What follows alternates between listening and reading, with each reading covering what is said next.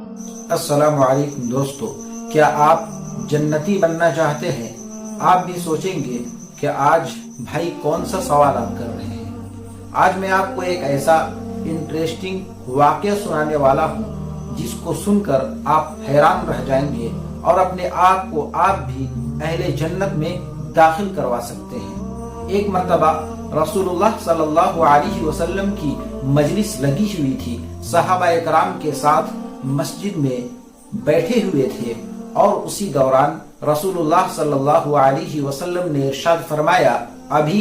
اس دروازے سے جو شخص آئے گا وہ اہل جنت میں سے ہے۔ پھر صحابہ اکرام کو بڑا شوق ہوا کہ آخر کون آتا ہے۔ صحابہ اکرام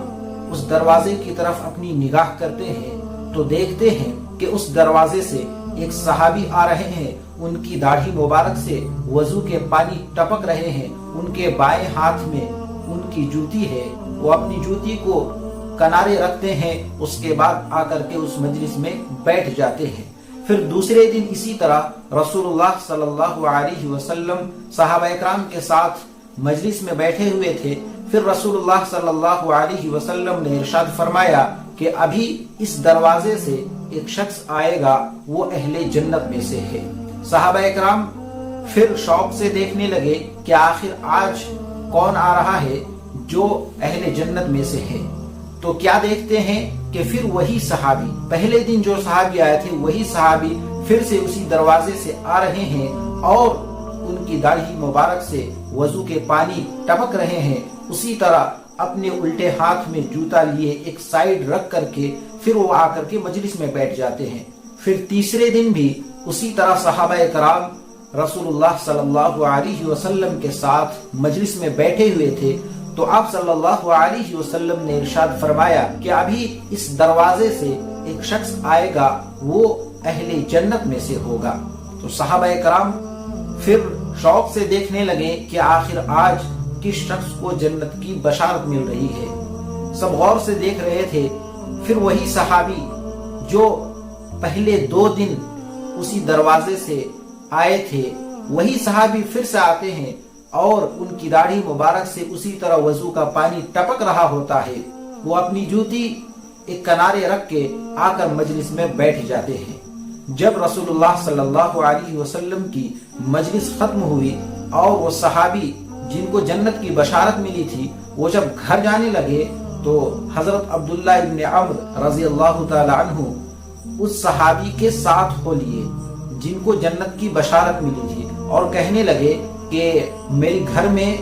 لڑائی ہو گئی ہے، اور اس لڑائی کی وجہ سے میں قسم کھا لیا ہوں کہ 2-3 دنوں تک میں گھر میں نہیں آؤں گا، تو اگر آپ اجازت دے تو میں آپ کے ساتھ 2-3 دن رہ سکتا ہوں۔ تو وہ صحابی کہنے لگے ٹھیک ہے، بالکل رہ سکتے ہیں، چلیے۔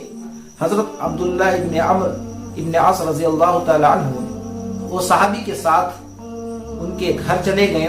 اور رات میں عشاء کی نماز کے بعد کھانا پینا کھا کر کے دونوں صحابی سو گئے۔ وہ جن کو جنت کی بشارت ملی تھی وہ تو سو گئے، لیکن یہ حضرت عبداللہ ابن عمرو یہ نہیں سوئے، اور رات میں اٹھ کر کے دیکھ رہے تھے کہ یہ صحابی جن کو 3 دن جنت کی بشارت ملی ہے، آخر یہ صحابی کون سا عمل کرتے ہیں، یہ دیکھنے کے لیے وہ رات میں سوتے نہیں تھے۔ ایسا لگتا تھا کہ سو رہے ہیں، لیکن اصل میں ان کی نظر ان صحابی پر تھی کہ آخر یہ رات میں کون سا ایسا عمل کرتے ہیں، کون سی عبادت کرتے ہیں جن کی وجہ سے رسول اللہ صلی اللہ علیہ وسلم نے ان کو 3 دن جنت کی بشارت دی۔ لیکن کیا دیکھتے ہیں کہ پوری رات گزر گئی اور یہ صحابی تہجد کے لیے بھی نہیں اٹھے، پوری رات میں 2 رکعت نفل نماز بھی نہیں پڑھی، تہجد بھی 2 رکعت نہیں پڑھی، عشاء کی نماز کے بعد کھانا پینا کھا کر سو رہے ہیں، اور سیدھے فجر کی اذان میں اٹھ رہے ہیں۔ پوری رات گزر گئی لیکن ایک نفل نہیں، ایک تہجد کی نماز نہیں پڑھ رہے۔ آخر کون سا عمل ہے جن کی وجہ سے ان کو اسی دنیا میں جنت کی بشارت مل رہی ہے؟ اور تیسرے دن بھی یہی ہوا۔ آخر کار جب 3 دن گزر گئے تو حضرت عبداللہ ابن عمرو ابن عاص رضی اللہ تعالی عنہ ان صحابی سے پوچھ ہی لیے اور یہ کہنے لگے کہ میں جان بوجھ کر آپ کے ساتھ آیا تھا، میرا گھر میں کوئی جھگڑا نہیں ہوا ہے، میرے گھر میں کسی سے کوئی جھگڑا نہیں ہوا، میں نے کوئی قسم نہیں کھائی ہے، میں تو بس یہ جاننے کے لیے آیا تھا کہ آپ ایسا کون سا عمل کرتے ہیں، آپ ایسی کون سی عبادت کرتے ہیں، راتوں میں آپ کون سا تہجد پڑھتے ہیں، جس کی وجہ سے رسول اللہ صلی اللہ علیہ وسلم نے 3 دنوں تک یہ ارشاد فرمایا کہ ابھی جو شخص دروازے سے آئے گا وہ اہل جنت میں سے ہوگا، اور تینوں دن آپ ہی اس دروازے سے آئیں۔ آخر آپ کا کون سا ایسا عمل ہے جس کی وجہ سے اللہ رب العزت نے آپ کو اتنا بلند مقام، اتنا بلند مرتبہ عطا فرمایا ہے؟ وہ صحابی کہنے لگے کہ میرا تو بس یہی عمل ہے، روزانہ 5 وقت کی نماز پڑھتا ہوں، جو تم نے دیکھا وہی، اس کے علاوہ کوئی خاص عمل نہیں۔ حضرت عبداللہ ابن عمرو مایوس ہو کر جانے لگے تو وہ صحابی بلائے کہ عبداللہ ادھر آؤ، اور فرمایا میرا کوئی خاص عمل نہیں، لیکن ہاں میرا ایک عمل ہے کہ میں کبھی بھی اپنے دل میں کسی کے لیے کوئی جلن، حسد، کینہ، کپٹ کچھ بھی نہیں رکھتا، میرا دل بالکل پاک ہے کینہ کپٹ سے، حسد جلن سے، چاہے کوئی کتنا بھی ترقی کر لے یا کوئی کتنا بھی آگے بڑھ جائے، مجھے کوئی فرق نہیں پڑتا۔ مجھے ایسا لگتا ہے کہ شاید میرے اسی عمل کی وجہ سے رسول اللہ صلی اللہ علیہ وسلم نے یہ بشارت دی ہے۔ تو حضرت عبداللہ ابن عمرو فرمانے لگے واللہ یہی ہے وہ عمل جس کی وجہ سے اللہ رب العزت نے